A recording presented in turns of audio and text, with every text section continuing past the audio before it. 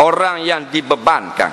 Daripada perkataan kallafa yukallifu taklifa fahuwa mukallifun wa zaka mukallaf, bagi orang yang belajar ilmu sarah, maknanya orang yang dibebankan atau dipikulkan hukum-hukum syarak daripada langit. Makna mukallaf. Mukallaf dua. Yang pertama akilun, yang kedua balighun. Orang yang berakal dan sampai umur. Kalau berakal tapi tak sampai umur, tidak wajib. Budak-budak berakal dah, tak sampai umur lagi, mana tidak balik, tidak wajib. Tetapi wajib di atas ibu dan bapa menyuruh anaknya melakukan ilmu amal yang fardu ain seperti semayang dan belajar ilmu agama bermula umur 7 tahun. Ini dosa kita yang banyak kepada Allah. Nabi sebut dalam hadis, muru auladakum bis-salah wa hum abna'us sab'in. Wajib kau suruh anakmu semayang bila mereka genap birthday mereka 7 tahun. Betul tak? Adakah kita suruh anak kita semayang bila genap 7 tahun? Tidak. Maka dapat 5 dosa satu hari. Masuk subuh kita tak suruh anak kita yang 7 tahun solat subuh, kita berdosa. Anak kita tak solat, tidak berdosa, kerana dia bukan wajib, kita hanya wajib tarbiyah saja.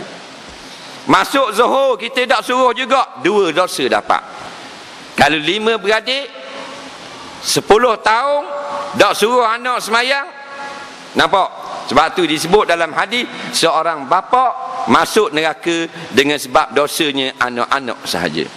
Nah, maka ulama mengkiaskan dengan semayang 7 tahun belajar agama. Orang putih baca hadis ni, nampak?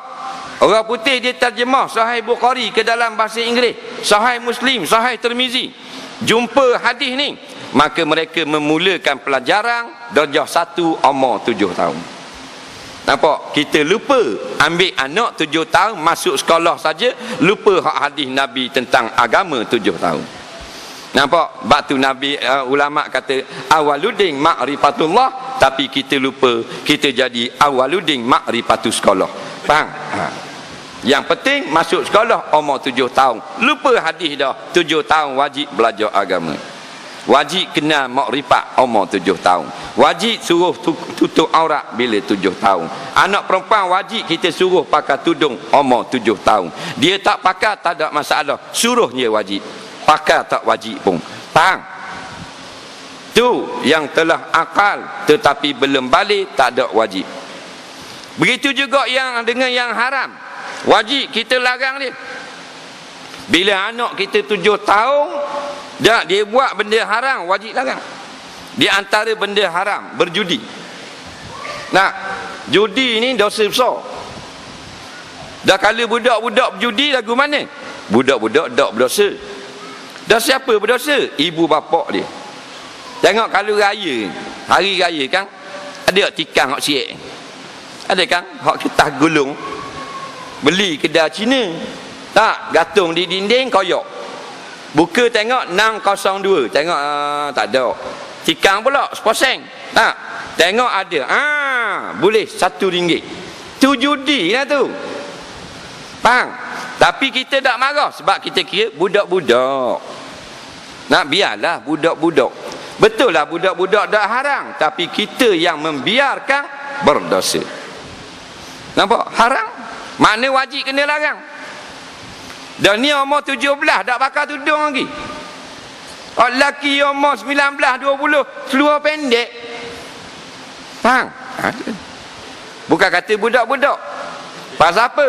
Pasal kita lahir dalam suasana environment lara, jauh dari agama.